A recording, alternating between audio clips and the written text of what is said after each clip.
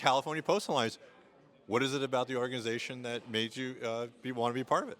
Well, I'm a lifetime post-production professional. I've been working in post. I started in New York in the early 2000s, and um, it's where I found my home. In a workspace and in the career space. And I've lived out in California for since 2008, and truth be told, post-production jobs are disappearing from California. I haven't worked in 2 years, and I'm not alone. There's many people like that. The California Post Alliance is a group that is endeavoring to create a tax credit, standalone post-production tax credit here in California, that will activate all of these jobs and all. We have the infrastructure, we have the talent, we have the expertise, and we just need tax credit parity so that we can get back to work, I think, in a big way.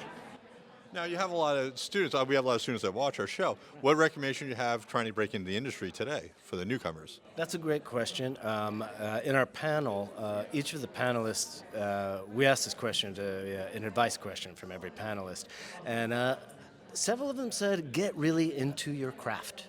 And I think that is a tremendous piece of advice, and I would stick with that too. And that you need to understand the tool set and the skills that you're ingesting. You want to be really good at the craft, and often that requires, one of my favorite things about post-production, a mentor and people to teach you. And one of the things that I love about post-production is that there really is a generosity of spirit. I've always found in someone to pull you aside and train you and give you some training. I think of one of the first movies I worked on. It was 2003 in New York, The Door in the Floor. It starred Jeff Bridges. The assistant editor was this guy, Jamie Kirkpatrick, and he would let me sit next to him at the Avid, and he would present the problem he was working on, and he would say, let's think this through. And I do that. I say those words when I sit down at my desk and I'm about to pull my hair out, even today.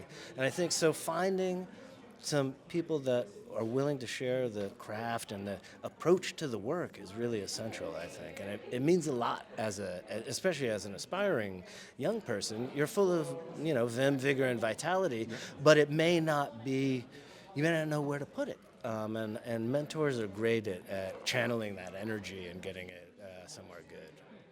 Now, you just moderated the panel. What do you like most about breaking down the post-production process with composers and editors and everybody behind the scenes?